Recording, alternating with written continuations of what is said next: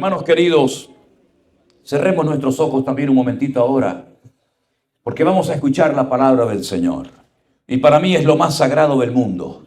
No tiene que haber ninguna distracción, ningún teléfono sonando, en otro pensamiento, ¿verdad? Sino tenemos que estar concentrados y abiertos y atentos a lo que nuestro Dios nos quiere decir en esta noche. Padre, háblanos, Señor, necesitamos oír tu voz. Necesitamos, Señor, palabra del cielo que alimente nuestras almas, Señor. Gracias por estos días preciosos, inolvidables que hemos podido pasar aquí en este país. Oramos, Señor, para que en esta noche tu palabra hable a nuestras vidas y podamos ser ministrados y edificados, Señor. Tú conoces todas y cada una de nuestras necesidades. Yo te ruego, Señor, que las suplas, de la índole que sean, que salgamos de aquí fortalecidos y renovados, Señor. En el nombre de tu amado Hijo Jesús. Amén y amén. Hermanos queridos, es una bendición cuando nace una iglesia, cuando nace una congregación. También es una tremenda responsabilidad porque la gente nos observa, nos oye. Por ejemplo, ayer comentaba que fuimos a un lugar de aquí de la ciudad y un muchacho estaba corriendo y nos reconoció. Y hablamos con él, nos hicimos fotografías, etcétera, etcétera. Hoy nos pasó exactamente lo mismo con una hermana que, por cierto, creo que está por aquí esta noche, que también nos reconoció en la calle y bueno, pues está esta noche con nosotros. Estábamos en una tienda de estas de cosas folclóricas y típicas de aquí del Perú y también hubo otro hermano que nos reconoció.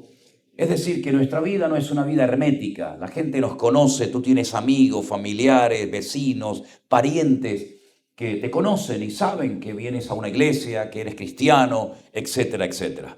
Cuando se abre una congregación o cuando tú te atreves públicamente a decir que eres un hijo de Dios, te abres y la gente comienza a observarte, a oírte, a analizarte. Te digo sinceramente, si haces todo bien, no esperes recibir ningún halago. Si haces todo bien, no esperes recibir ninguna felicitación, ni mucho menos. Pero como hagas algo mal, como digas algo mal, todo el mundo te va a decir, tú eres cristiano, y tú eres la cristiana, tú eres el creyente. ¿Me dicen algo? ¿Perdón? Va a haber cena. Sí, yo sé que va a haber cena. Sí, no hay mucha comida, pero Santa Cena va a haber. ¿Okay? Entonces, hermanos, el apóstol Pablo tenía un ministerio muy amplio. Era de todo un poco. Ese es el ministerio apostólico. Un ministerio apostólico es una persona que es un evangelista, pero también es un pastor, también es un maestro. Es de todo un poco. Y ese era el ministerio que caracterizó al apóstol Pablo. Un hombre pionero que abría obras, que viajaba por aquí, por allá, que levantaba obreros. Un pastor de pastores. Y él fue a la iglesia de Corinto, fue a la ciudad de Corinto y no había congregación, no había iglesia. Era una ciudad con una promiscuidad sexual terrible. Había, por ejemplo, un templo donde había 1000 muchachas, 1000 chicas jovencitas, que eran prostitutas sagradas, la llamaban así, prostitutas sagradas. Su templo estaba en lo alto de una montaña y todas las tardes bajaban a seducir a los hombres y les ofrecían sus cuerpos, sexo libre, ¿verdad? Con tal de que adoraran a sus dioses. Y esas chicas se caracterizaban por no tener pelo. Eran calvas completamente. Y muchas de ellas, cuando oyeron el evangelio, se convirtieron al Señor. Pero claro, el pelo no crece de la noche a la mañana. Y cuando iban a la iglesia, la gente decía, mira, aquella fue una prostituta sagrada, mira, el que no tiene pelo. Entonces, para solucionar el problema de la crítica y de la murmuración en la iglesia, a Pablo se le ocurrió una idea espectacular. Y le dijo, a las mujeres, en lugar de velos, se les dio el cabello. Pero estas hermanas nuestras no tienen cabello porque tienen un pasado y nadie tiene por qué hurgar en nuestro pasado. A la gente no le interesa lo que usted hizo o dejó de hacer. Entonces, hermanitas, cúbranse con un velo. Y una vez que les crezca el cabello, ya el velo no tiene ninguna razón de ser. Y solamente lo enseñó en Corinto. ¿Por qué? Porque era un problema de una ciudad. Pero no lo enseñó ni en Éfeso, ni en Esmirna, ni en Filadelfia, ni en ninguna parte. ¿Por qué? Porque ese problema no había en otros países, no había en otras ciudades. Es una lástima personas que extrapolan, que sacan textos del contexto y lo obligan a las mujeres a vestir de una manera, porque si no visten de esa manera no son santas, se van al infierno. Hace unas semanas yo estaba predicando en nuestra iglesia en Alicante. Y cuando terminó el culto, una hermana, por cierto, peruana, nuestra hermana Úrsula, me dice, ay, acaba de entrar un hombre a la iglesia. Ya había terminado el culto y me dice, un hombre muy raro. Y como a mí me encanta hablar con los raros, o me tocan todos los raros, no sé por qué. Pues resulta que me acerco a él y él estaba todo mojado, todo empapado. Yo no sé si era de sudor, se había tirado un jarro de agua fría encima, no sé. Y le digo, ¿en qué le puedo servir? Entonces saca su teléfono y me dice, ¿usted es este de aquí, el que predica aquí en este canal? Y digo, sí, ese soy yo, me reconozco. Y me dice, usted es un falso profeta, es un vividor. Y todas estas mujeres se van a ir al infierno. Mire cómo viste esta y cómo viste la otra. Lo agarré así y le dije, 3 segundos para salir inmediatamente de la iglesia. Se me resistió el tipo, ¿eh? Me acerqué al oído, le dije lo que tenía que decirle y salió corriendo. Pero la gente como que siempre se mete en la vida ajena y miden la santidad de la gente por los aspectos externos. Y yo no estoy diciendo que tenemos que descuidar nuestro aspecto externo, porque la ropa es para cubrir, no para descubrirnos, ¿verdad? Ya hay cierta forma de vestir que más que cubrir, descubren el corazón de la persona. Eso está más claro que el agua, ¿verdad? Pero mis queridos hermanos, nadie tiene por qué hurgar en tu pasado, si fuiste prostituta, si fuiste drogadicto o ladrón o lo que fuera, porque el que está en Cristo es nueva criatura. Las cosas viejas pasaron y ya está. No hay que estar pensando más en lo que hice, en lo que fui. Pero este problema no se solucionaba de la noche a la mañana. El pelo, ya digo, no crece en 2 días, una semana. Y por eso Pablo ordena a la iglesia de Corinto que se pongan el velo. Y además cuando se casaban, incluso hasta podían avergonzar a sus propios maridos, ¿verdad? Y Pablo se estableció en esa ciudad 1 año entero. Donde más tiempo estuvo, como dije en una ocasión, fue en Éfeso, 2 años.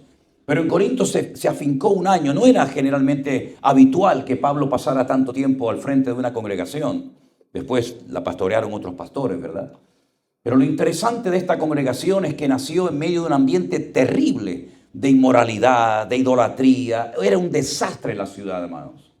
Él venía, yo digo, es una opinión personal, de una especie de fracaso ministerial, porque a veces la gente tiene la costumbre de contar sus victorias, ¿verdad? Sus grandes éxitos, pero a veces como que avergüenza contar los fracasos.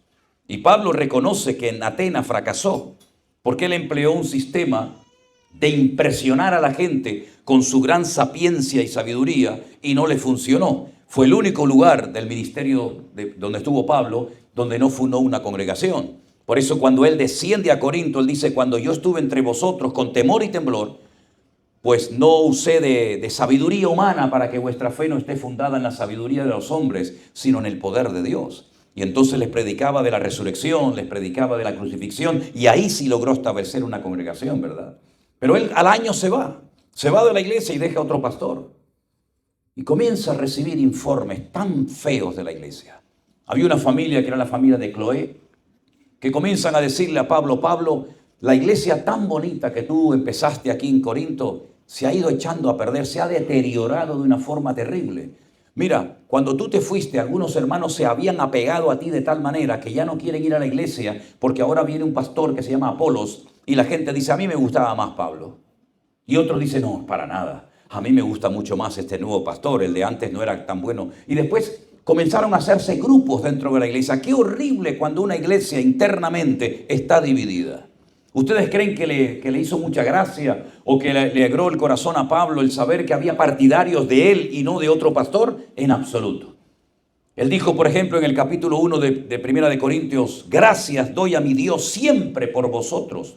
Versículo 4. Por la gracia de Dios que os fue dada en Cristo Jesús.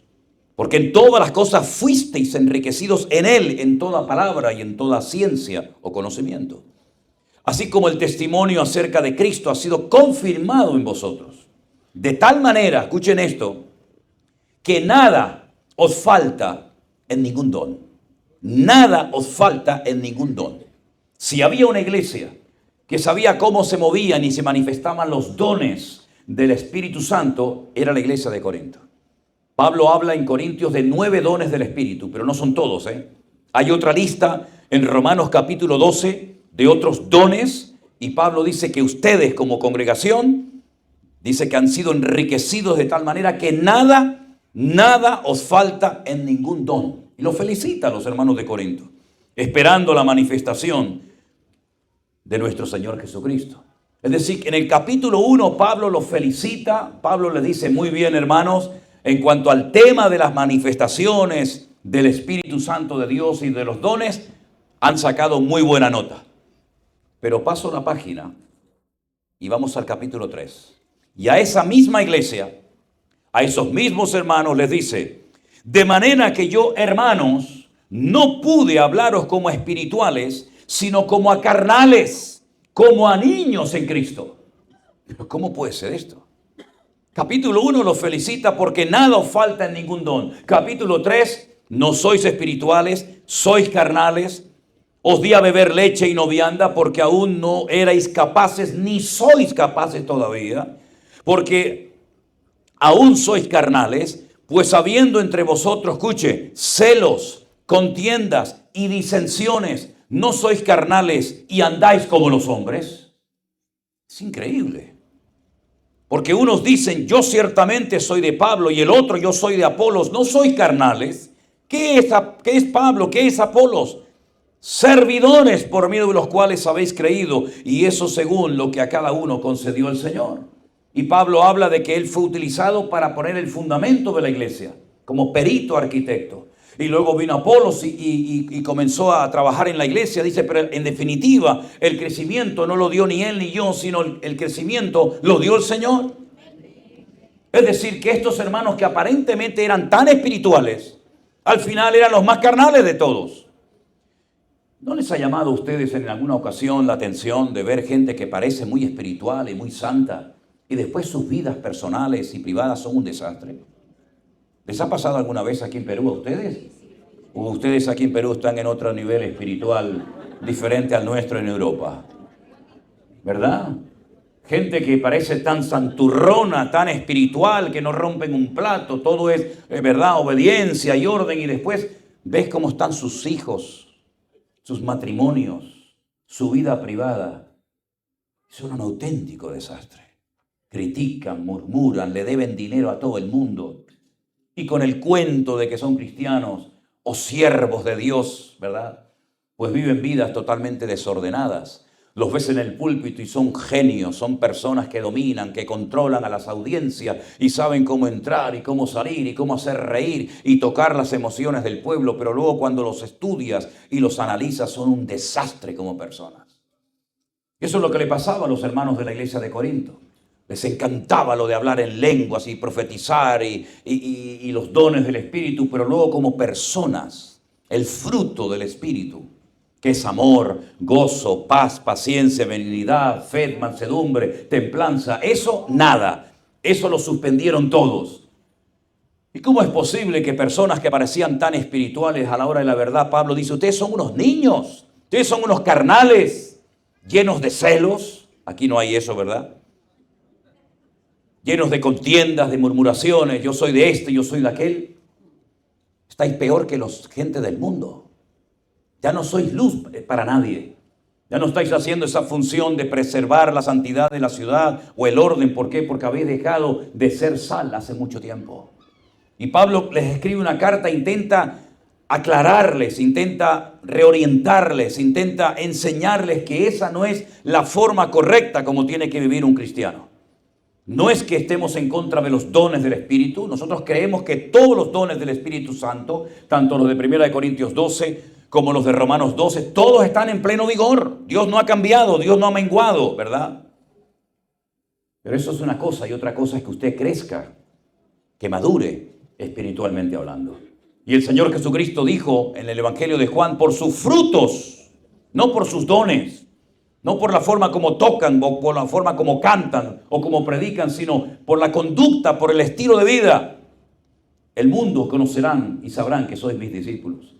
Cuando usted, por ejemplo, lee la lista de requisitos para ser pastor, o incluso para ser diácono, servidor de la iglesia, los requisitos son tremendos y todos tienen que ver prácticamente con el carácter, más que con los dones, talentos o capacidades. Habla de la familia, habla del testimonio dentro y fuera de la congregación. En otras palabras, es importante que crezcamos, que maduremos y que nuestro vocabulario, nuestra forma de hablar, de pensar, de reaccionar, de actuar en la vida, sea una vida coherente con nuestra fe. ¿Cuántos dicen amén? Dice la Biblia, las mujeres que tienen maridos inconversos, gánenlos haciendo buenas obras. Es decir, despierten en la gente el interés el interés por el Evangelio. Cuenta la historia de que una vez había un joven predicando en una plataforma al aire libre y citó el texto que dice: porque yo no me avergüenzo del Evangelio. Y alguien en la congregación contestó y dijo: sí, pero el Evangelio sí se avergüenza de ti. En otras palabras, queridos hermanos, es importante dejarnos usar por el Señor. Claro que sí, por supuesto. Pero aún más importante es crecer y madurar y parecernos cada día más y más a nuestro Señor Jesús. Y tenemos que adaptarnos a los principios y al modelo bíblico y no pretender que el Señor se adapte a nuestras costumbres y tradiciones. Hay costumbres que tienen un origen totalmente satánico y diabólico, como por ejemplo esta fiesta que veo que se está poniendo por aquí de moda también, como la famosa fiesta de Halloween. ¿Qué tiene que ver Halloween con Latinoamérica o con los hispanos? ¿Qué tiene que ver? Si eso es una cosa que viene de Irlanda, de los druidas, de los sacerdotes satánicos que hacían aquelarres, ¿verdad? Y se disfrazaban, iban por las casas pidiéndole dinero y comida a la gente, y si no lo hacían, los maldecían. Eso de truco o trato, ¿se acuerdan eso que hacen los chicos? Pues eso todo viene del mundo, del inframundo, de los demonios, queridos hermanos. Y nosotros no tenemos que identificarnos con fiestas paganas, o con costumbres, o con tradiciones que si no forman parte de nuestra cultura, forman parte de nuestro folclore. ¿Qué me estáis diciendo, queridos hermanos? Tenemos que adaptarnos a la palabra de Dios, investigar por qué la gente celebra eso, y por qué la gente se viste de esa manera, y de dónde viene esa tradición, y todo lo que no honra y glorifica al Señor, por muy peruano, por muy colombiano, por muy español, por muy argentino que sea, no me interesa. Yo no tengo que imitar a las costumbres del mundo, yo tengo que imitar al Rey de Reyes y al Señor de los Señores, y vivir y hablar y comportarme como Él lo hacía, mis queridos hermanos. El famoso carnaval, el segundo carnaval más terrible del mundo, es el que celebramos en la isla de Tenerife, donde yo vivo. El primero es el famoso carnaval de Río de Janeiro. El segundo es el de Tenerife. Incluso de dónde viene la palabra carnaval. Es un culto de carne al dios Baal. ¿Usted adora a Baal? ¿Usted le quiere dar la carne, le quiere dar rienda suelta a la carne? Pues vaya al carnaval. Pero nosotros no solamente honramos al Señor, porque la Biblia dice: al Señor tu Dios adorarás y a Él solo servirás. Bendito sea Dios. Así que, hermanos queridos, Pablo se entristece porque ve que la iglesia de Corinto se está rompiendo, se está dividiendo y ya no son luz. Y después encima le dicen: ¿y sabes qué, Pablo? ¿Sabes qué, mi querido hermano? Hay un muchacho en la iglesia que está manteniendo relaciones sexuales con su madrastra. Y Pablo dice: ¿qué? El padre, por lo visto, se había recasado, era viudo, se había vuelto a casar. Y con esa mujer, su hijo, mantenía relaciones y nadie le decía nada en la iglesia. Tal vez era una persona pudiente, ¿no? Y a lo mejor por eso no le decían nada, porque si se iba, se llevaba la plata, se llevaba el diezmo y la ofrenda, ¿no? Mis queridos hermanos, Pablo dice: echen a ese impío de la congregación. ¿Qué hace ese hombre? Entréguenselo a Satanás. Si quiere vivir como un hijo del diablo, que se vaya con el diablo. A ver si de esa manera reacciona y vuelve en sí, recapacita el testimonio pésimo que está dando, que ni siquiera ese pecado, ni siquiera los de Corinto lo practican, con todos los inmorales y corruptos que son. La Biblia nos enseña que al final este muchacho parece que recapacitó, el diablo le metió una buena sacudida y entonces se arrepintió, y Pablo escribe una segunda carta y le dice: bueno, admítanos en la iglesia para que no sea consumido en demasiada tristeza. Porque dice la Biblia que hay una tristeza que consume y llega a llevar a la gente hasta el suicidio, a la muerte. Pero hay otra tristeza que produce el Señor, que es la que te hace buscar el arrepentimiento. Y entonces es una tristeza temporal, efímera, pasajera, pero que te lleva a buscar el perdón y reconciliarte con el Señor, ¿verdad? La iglesia de Corinto además también comenzó a tener problemas doctrinales, no solamente de inmoralidad y de divisiones internas, sino también incluso problemas doctrinales, porque dice la Biblia que algunos dudaban del tema de la resurrección. De hecho, en Primera de Corintios hay capítulos puramente monográficos, es decir, que tocan un solo tema. Primera de Corintios 7, problemas en el matrimonio. Primera de Corintios 13, el amor. Primera de Corintios 12, los dones del Espíritu Santo. Primera de Corintios 15, el tema de la resurrección. Es decir, las falsas doctrinas comenzaron a meterse dentro de la iglesia y algunos decían: no va a haber resurrección. Olvídense, eso es un cuento. Y entonces Pablo dice: si no hay resurrección, entonces Cristo tampoco resucitó. Y si Cristo no resucitó, vana es nuestra fe y aún estamos en nuestros delitos y pecados. Y si no hay resurrección, los que murieron esperando ser resucitados tampoco resucitarán. Es decir, él presenta una serie de argumentos para tirar por tierra y aclarar que sí va a haber una resurrección. Una para vida y una para muerte. Una para vida eterna y otra para confusión y vergüenza perpetua y eterna. Claro que creemos en la resurrección. Y los hermanos nuestros que murieron, y si nosotros experimentamos la muerte, también algún día resucitaremos. No importa dónde te hayan enterrado, Si es en el mar, en una montaña, o hayas muerto quemado, o hayas muerto como sea, el Señor te encontrará y cuando oigas su voz, como Lázaro la escuchó, tú resucitarás y estarás para siempre con el Señor. Y Pablo le da esperanza a la iglesia. Hermano, nosotros no somos como los que no tienen esperanza. Nuestra esperanza es una esperanza viva. Y volveremos otra vez a la vida con cuerpos glorificados, sin ningún tipo de limitación, ni de espacio, ni de tiempo, ¿verdad? Cuerpos glorificados, transformados, porque algunos se creen, o algunos o algunas se creen muy bellas ahora. Pero somos gusanos, hermanos, somos trozos de barro con un poquito de forma. Pero nuestro cuerpo, por eso se enferma, por eso se deteriora, y algunos no aceptan que la vida te va cambiando. Y por eso hay algunas que ponen así, digo, ¿qué hizo, hermana? ¿Qué puso? No, me pincharon aquí. Aquí, la lengua le tenían que haber pinchado, hermana. ¿Qué dice? Y se quitan de aquí, se ponen de allá y para acá. Ahora entiendo por qué el Señor dejó dormido a Adán. Porque si no hubiera empezado, le puedes poner un poquito más por acá, le quitas de allá. Hermanos queridos, somos gusanos. Todavía no nos hemos convertido en mariposas. Estamos de paso en este mundo. Si le salieron arruguitas, gloria a Dios por las arruguitas. ¿Sabe lo que tarda uno en tener arruguitas como para ocultarlas ahora? Es que me puse el pelo blanco, pues gloria a Dios. Es que ya no puedo correr tanto como antes, pues gloria a Dios, pues camine y si no gateo otra vez o como si un bastón, hermano. Pero damos gracias al Señor porque el Señor nos da salud y nos da fortaleza. Pero este cuerpo se deteriora, se gasta y tarde o temprano el cascarón se va a romper. Pero recibiremos cuerpos transformados y glorificados. Y ese sí que va a ser el bonito, no este. Ese sí que va a ser el cuerpo hermoso. Como el cuerpo del Señor Jesucristo que traspasaba paredes, ¿verdad? Y entonces Pablo le dice, tenemos esperanza, hermano. No se preocupen tanto por el cuerpo. Aunque no quiero que ignoréis. Y esa frase me gusta mucho porque Pablo la emplea en varias ocasiones. Dice, pero no quiero que ignoréis, a pesar de que estamos en un tiempo pasajero y efímero, que somos el templo del Espíritu Santo de Dios, el cual mora en nosotros. Y por eso tenemos que cuidarnos y tenemos que movernos de vez en cuando y hacer algo de ejercicio. ¿Para qué? Para que su salud no se le vuelva en su contra y usted pueda estar fuerte y sano para servir al Señor. Porque para aguantar el ritmo de la obra del Señor uno tiene que estar sano. Si estás enfermo y podrido y hecho polvo, difícilmente vas a poder servir al Señor. Pero cuide su salud. Si tiene sobrepeso, hermanito o hermanita, cuídese. Me hace gracia cuando a veces viene la gente a hacerse fotos con uno. Y le dice al del teléfono, al de la cámara, hermano, sáqueme bonita. Como si el teléfono hiciera milagros. Ay, hermano, salí gordita. Pero hermana, si usted está gordita, ¿qué quiere que haga el teléfono? Hermano, sáqueme. Hermano, cuide su salud. Si usted no está durmiendo bien, procure dormir bien. Beba mucha agua, hermana. Eso es sano, beber mucha agua. Déjese de Coca-Cola, esas porquerías que no sirven para nada.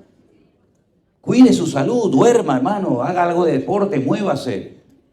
Porque si usted está sano, puede servir al Señor y el Señor puede usarlo poderosamente. Pero si usted no se cuida, se deteriora, está ahí, crecer en España decimos los michelines, no sé cómo lo llaman, cosas. Las raíces. Ah, mira vos. Se llaman raíces.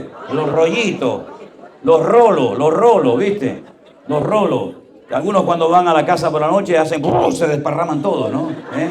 Cuídese esas cosas, hermano. Cuídese. Yo sé que hay gente que le cuesta tal vez perder peso o recuperar peso, pero procure estar sano, hermano. Procure estar bien delante del Señor. Cuide su espíritu, su alma, su cuerpo, su mente, lo que oye, lo que lee, lo que mira.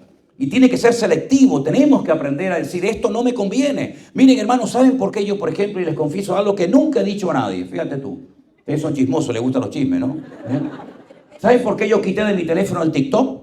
Me mandan muchas veces. Pastores, hoy me mandaron algunos TikTok. Oye, quiero que veas. ¿Saben por qué yo personalmente quité el TikTok? Yo lo quité, no quiero saber nada de eso, porque cada vez que lo abría salían mujeres ahí medio desnudas, la otra presumiendo de cuerpo, la otra presumiendo de no sé qué. Yo dije, yo no quiero estar perdiendo el tiempo en esto. Yo soy un hombre, yo no soy una piedra, ¿no? Y yo dije, no me conviene esto. Y lo quité y se acabó. Tiene que ser selectivo. Si al internet le atrapa, si la televisión le atrapa, si usted ha sido una víctima de la pornografía o de cualquier cosa, además tiene que ser selectivo. Es decir, esto en mi casa, en mi vida, no lo quiero tener más porque me va a hacer otra vez tropezar. Hay gente que tiene un cierto control, pero hay otros que no lo tienen. Entonces, hermano, usted tiene que ser selectivo. Mira, esta película no conviene verla en casa. Este tipo de música, hay gente que está mal de la cabeza por la basura de música que escuchan, hermano. Entonces nosotros tenemos que cuidar nuestro espíritu, nuestra alma, todo nuestro ser, guardado, irreprensible para la venida de nuestro Señor Jesucristo. Y eso Pablo se lo enseñaba a la iglesia de Corinto y hoy yo se lo enseño a usted también. Y no solamente eso, sino que además en la iglesia de Corinto, a la hora de participar de la Santa Cena, que la vamos a participar ahora esta noche, dice que había algunos que se emborrachaban. ¿Y cómo se puede emborrachar una persona en la iglesia? Porque la Santa Cena, como se practicaba en aquella época, lamentablemente se ha perdido. Hoy en día hacemos ahí, perdonen, una especie a veces como de simulacro, ¿no? Un trocito de pan y un poquito ahí de zumo de uva. Pero la Santa Cena no se practicaba así. Durante siglos se practicaba como una comida, como un ágape, era una bendición. Pero ¿qué ocurre? Que en la iglesia había hermanos ricos, pudientes y gente pobre. Y entonces dice la Biblia que algunos se embriagaban, otros tenían una abundancia, otros tenían una escasez terrible. Y saben, hermanos, no hay nada más desproporcionado que la iglesia cristiana evangélica. Es impresionante. Es tremendo. Yo, por ejemplo, ahora cuando iba para donde me llevaron, dice, mira, detrás de esta montaña viven los pobres. Delante de esta montaña viven los ricos. Ah, qué bueno. Y hay una valla para que no pasen de aquí para allá, ¿no? Interesante. Yo he ido a iglesias que son para negros. He ido a iglesias que son para blancos. He ido a iglesias de pobres, iglesias de ricos. Y Pablo habla de una palabra que qué pocas veces se emplea ese término en la Biblia. Perdón, en la Biblia, en nuestras vidas. Igualdad. Para que haya igualdad en el cuerpo de Cristo. ¿Cómo es posible que haya cristianos que les sobre de todo y hermanos que no tengan ni para venir en el colectivo, en el autobús?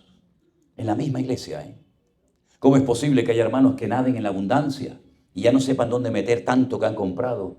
Y otros hermanos pobrecitos no tienen ni siquiera otra camisa para ponerse un repuesto si les hace falta, ¿no? Y eso es algo que a mí siempre me ha llamado la atención. Porque yo veo en la Biblia que la igualdad, la solidaridad, la generosidad era la tónica, era el denominador común del cuerpo de Cristo.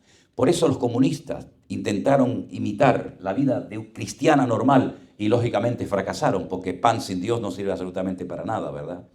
Pero usted va a ver en la palabra de Dios que había gente que se emborrachaba en la iglesia y Pablo dice, esto no es participar de la cena del Señor. Participar de la cena del Señor es un momento de reflexión, es un momento para examinarnos, para probarnos a nosotros mismos. ¿Cómo está mi comunión con el Señor? ¿Cómo está mi comunión con los hermanos?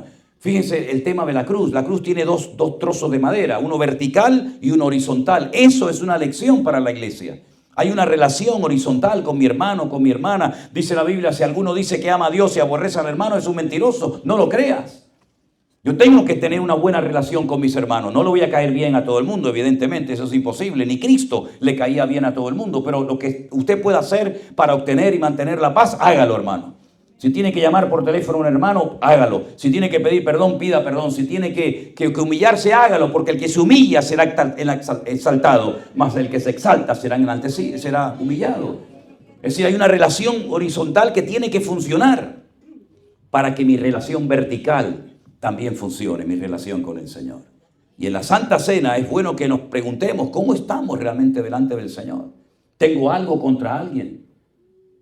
¿Está limpio mi corazón? ¿Puedo dormir en paz con la bendición del Señor? ¿O estoy todo el rato dándole vueltas a la cabeza? Hoy es una noche especial, no solamente porque ya es, digamos, entre comillas, la despedida hasta el próximo año, si Dios lo permite, sino que además es un momento para decir, Señor, ilumina mi corazón. ¿Cómo me ves tú, Señor? Porque uno se puede ver bien, ¿sí o no? La iglesia de la Odisea, lo dijimos antes, nos hemos enriquecido, no tenemos necesidad de nada. Y cuando el Señor la confronta y le dice, estáis ciegos, pobres, desnudos, desventurados, miserables. No coincidía nada el concepto de ellos mismos con lo que el Señor decía de ellos. Y por eso es muy importante que nos desnudemos delante del Señor, que nos quitemos toda la hipocresía o religiosidad de encima. ¿Saben cuándo los hermanos de José reconocieron a su hermano? No les ha preocupado nunca o no les ha interesado decir, ¿cómo es posible que los hermanos de José vinieran? José los reconoció al momento, reconoció a cada uno de ellos. Y sin embargo los hermanos no le reconocieron a él, pero eran ciegos. ¿No sabían que era José? Bueno, realmente la Biblia dice que no lo reconocieron, pero ¿cuándo lo conocieron? Cuando dice la Biblia que ya José no aguantaba más y le dice a todos los sirvientes de Faraón, salgan todos de la sala, salgan todos, déjenme solamente con esta gente, salgan todos. Y dice que se dio a conocer a sus hermanos y lloró a gritos y los abrazó a todos después de tantos años de vivir solito ahí en Egipto. ¿Y qué significa eso de que se dio a conocer, hermano? Significa que se desnudó de arriba abajo.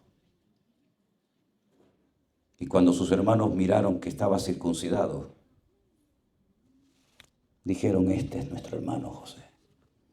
Se desnudó delante de sus hermanos. Eso es lo que dice la Biblia, ¿eh? Se desnudó delante de sus hermanos.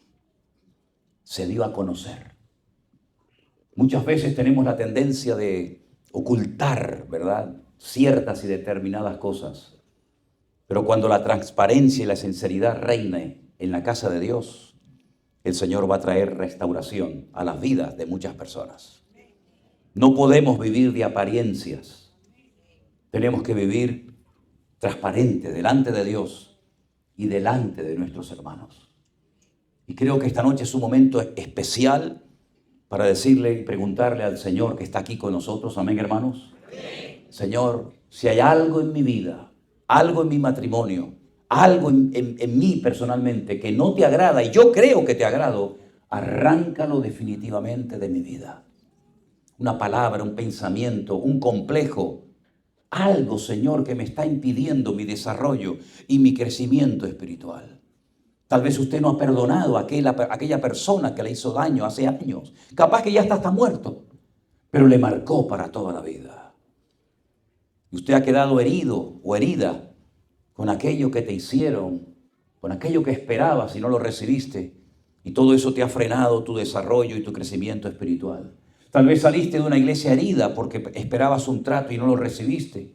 Y has estado aquí, allá, y ahora una iglesia, y ahora la otra, y ves que no creces, y que no creces, que no maduras. Bueno, hay una atadura, hay algo en tu vida que te tiene frenado, te tiene agarrado el enemigo por ahí.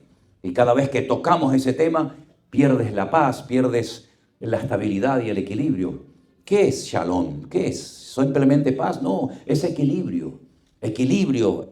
Adán y Eva vivían en un equilibrio, en una armonía extraordinaria. ¿Saben por qué? Porque no tenían odio ni resentimiento contra nada ni contra nadie. Pero en el momento en el que pecan, en el momento en que salen de la cobertura del gobierno de Dios, se ocultan, tienen miedo. Y el Señor le dice, ¿por qué te ocultas? ¿Por qué te escondes de mí? Y Adán le dice, Señor, es que oí tu voz y sentí miedo. Nunca había sentido Adán y Eva miedo, pero esta vez sí, dice, oí tu voz, siempre la habían oído y antes no tenías miedo. ¿Y ahora por qué tienes miedo, Adán? Dice, porque estoy desnudo. Ah, ¿te has dado cuenta hoy que estás desnudo? ¿Acaso yo cuando te creé con pantalones o con camisa o con falda o con remera? Yo siempre te enseñé que tú no necesitabas ponerte nada encima. Tú has sido un ser creado sin ropa. Siempre has estado desnudo. ¿Por qué ahora presentas como argumento delante de mí que estás desnudo? Es que no se refería a la falta de vestimenta. Lo que quería decir Adán es, Señor, no tengo argumentos. ¿Qué te digo? ¿Qué excusa te voy a presentar? ¿A quién voy a proyectar mi pecado? Ya lo intentó, ¿eh? Es que yo pequé porque ella me hizo pecar.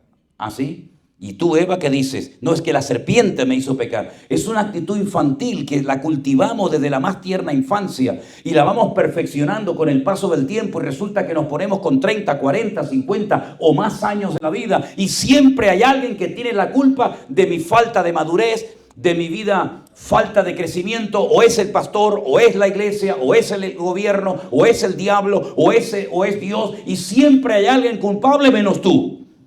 Hasta que David no reconoció que el problema de su pecado Era él fue el que quiso pecar. Él fue el que planificó todo, haciendo un mal uso de su poder y su autoridad como rey. Él preparó la escena y el que juega con fuego termina quemándose. Y es importante que nosotros delante de Dios seamos sinceros. ¿Qué significa la palabra sincero o sincera? ¿De dónde viene ese término? Miren, hermanos, es muy interesante esto. Cuando venían las columnas de mármol para los templos, para los edificios, las edificaciones, algunas columnas venían con rayitas, con imperfecciones, con agujeritos, con defectos. Y entonces, ¿cómo tapaban los defectos? Cogían una vela, la derretían y con la cera de la vela tapaban los agujeritos y la dejaban perfectas. Pero ¿qué pasaba? Cuando salía el sol, se derretían y quedaban peor que antes. De ahí viene la palabra sincera. Mándame las columnas tal y como vengan, pero no le tapes con cera los defectos, porque al final van a salir en cuanto venga el sol. Y eso es lo que el Señor quiere que seamos, sinceros delante de Dios. Sin trampa ni cartón. Señor, no he crecido, no por culpa del pastor, no por culpa del diablo o del mundo. No he crecido porque yo no te he dedicado el tiempo que te tenía que haber dedicado. Y estoy, después de tantos años en la iglesia, con la cara avergonzada de que todavía ni siquiera he terminado de leer el Nuevo Testamento completo. Y comenzamos a descubrir que realmente el problema está en nosotros, no en los demás. ¿Me vas a condenar a mí para justificarte tú?, le dijo el Señor a su siervo Job. Por eso en esta noche, cuando tú tomes ese pan y ese vino, puede ser una bendición, una maldición para tu vida. Hasta el punto que el apóstol Pablo, cuando habla de este tema, le dice: hermanos, ¿saben una cosa? Les voy a ser sincero. Ahí salió la palabra sincero. ¿Saben cuál es el motivo por el cual hay tanta gente enferma entre ustedes? ¿Saben por el cual hay tanta gente débil? Incluso algunos ya murieron. Porque habéis tomado indignamente el cuerpo y la sangre del Señor Jesucristo. Yo un día, hace años me pasó, teníamos que participar del pan y del vino, y estaba tan cansado, estaba tan agotado, que me dolía hasta cuando apretaba el botón del ascensor. Era un dolor, un cansancio, ya no daba más. Y como uno siempre tiene que estar dando, y parece que siempre uno tiene que estar, que todo va bien, ¿verdad? Yo no aguantaba más. Y cuando me tocó el momento de tomarme el pan y el vino, me vino como una luz a la mente. Y yo pensé, digo, Señor, si en la iglesia de Corinto había gente que estaba débil y enfermos por haber participado dignamente, por participar dignamente, tendrá que venir fortaleza y vitalidad a mi vida. Y lo hice así, dije: Señor, voy a participar en fe de este pan y de este vino, y te pido que renueves mi fuerza. Y hermano, el Señor me renovó la fuerza que me han llegado hasta ahora. Algo increíble. Porque Dios es bueno y cumple sus promesas en su palabra. Bendito sea Dios. Aleluya. Voy a pedir a los hermanos que nos van a ayudar a participar y a repartir el pan y el vino. Si están pasando, por favor, si son tan amables. Esa noche, noche de Pascua, noche de Pesaj, los hombres, el padre de familia cogía la matzá, ese pan sin levadura, que no sabe nada, es como una galleta desaborida. No lleva levadura porque no había tiempo para que le ayudara la masa, y se ponía de pie y decía: este es el pan de aflicción que comieron nuestros antepasados en Egipto. Y comían hierbas amargas mojadas en agua salada para recordar el hisopo que utilizaron para pintar las puertas y las lágrimas que cayeron de sus ojos. Todo lo que hacían, todo lo que comían, todo tenía una razón de ser. Era la noche de la Pascua. No sirvan todavía, espérense un segundito. Era la noche de la Pascua. Pero esa noche el Señor no dijo: este es el pan de aflicción, sino que todo lo cambió. Y ahí celebró y instituyó el nuevo pacto en mi sangre, dijo el Señor. Amén, hermanos. Así que vamos a participar en esta noche dignamente del cuerpo y de la sangre. Vénganse todos para acá, los servidores, pónganse todos para acá. Miren para la congregación y esperen un segundito todos ahí. Cerremos nuestros ojos, mis amados hermanos. Hoy es una noche de sanidad, hoy es una noche de libertad y una noche de victoria. Recuerden que el Señor Jesucristo en la cruz del Calvario dijo: consumado es. Tetelestai. La deuda ha sido cancelada, la obra ha sido terminada, la victoria ha sido obtenida por la sangre y los méritos de Cristo en la cruz. Y en esta noche, Señor, pedimos que este tiempo especial de participación del pan y del vino sea un tiempo de bendición. Y si alguien en esta tarde entre nosotros está enfermo, está dolorido, está débil, que comiencen a producirse milagros en medio de esta congregación. Trae sanidad y renovación física y espiritual a todos los que en esta noche necesiten un milagro en su vida.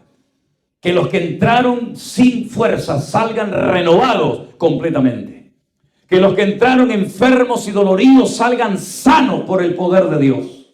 Que los que entraron tristes y decaídos y deprimidos salgan alegres y victoriosos, glorificando al Rey de Reyes y al Señor de los Señores. Que los matrimonios en crisis y con problemas hoy se restauren, Señor, las relaciones. Y tú seas glorificado en medio de tu pueblo.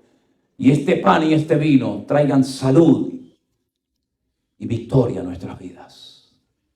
Bendice este momento, Padre Santo, en el nombre poderoso de nuestro Señor Jesucristo. Amén y amén. Nos ponemos de pie, queridos hermanos. Los hermanos pasan rápidamente a repartir el pan y el vino. Y todos nos esperamos los unos por los otros hasta que leamos una porción de la palabra del Señor. Amén. Gracias, Señor Jesús. Qué bueno. ¿Saben cómo se dice gracias en hebreo? ¿Quieren saberlo? Vengan el año que viene y se lo digo. Todá. Todá. Y muchas gracias. Todá Rabá. Todá Rabá. Aleluya. Amén. Hemos aprendido más de 15 idiomas la palabra gracias, porque para mí es una palabra muy importante en la vida.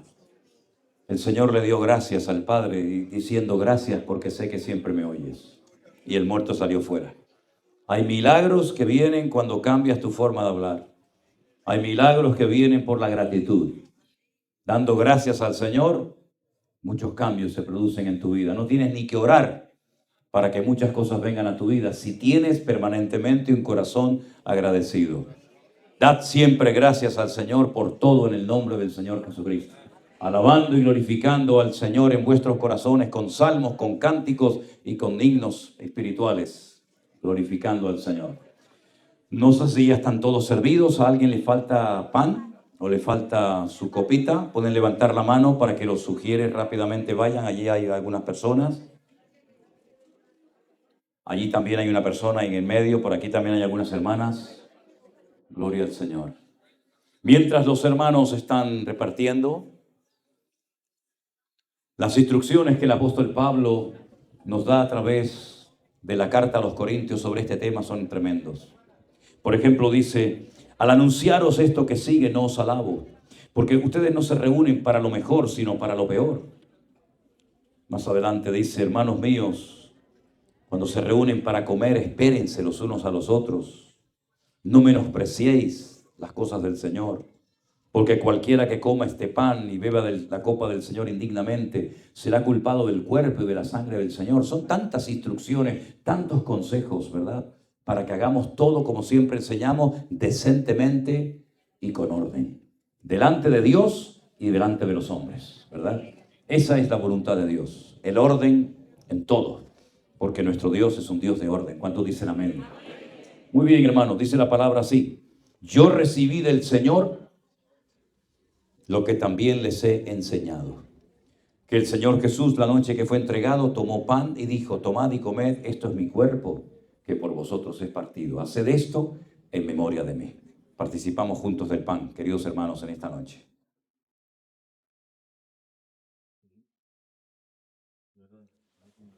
Gloria a Dios. Gloria a Dios. ¿Tienes? Asimismo tomó la copa después de haber cenado, diciendo: esta copa es el nuevo pacto en mi sangre. Así pues, todas las veces que bebiereis de esta copa, anunciáis la muerte del Señor hasta que Él venga. Así que también vamos a participar juntos de la copa del Señor en esta noche, mis queridos hermanos. Amén. Levante su mano al cielo y diga: Señor, gracias, porque tú has lavado mi vida con tu sangre preciosa. Soy salvo. Mi nombre está en el libro de la vida. Tú has perdonado todos mis pecados y los has arrojado a lo profundo de la mar.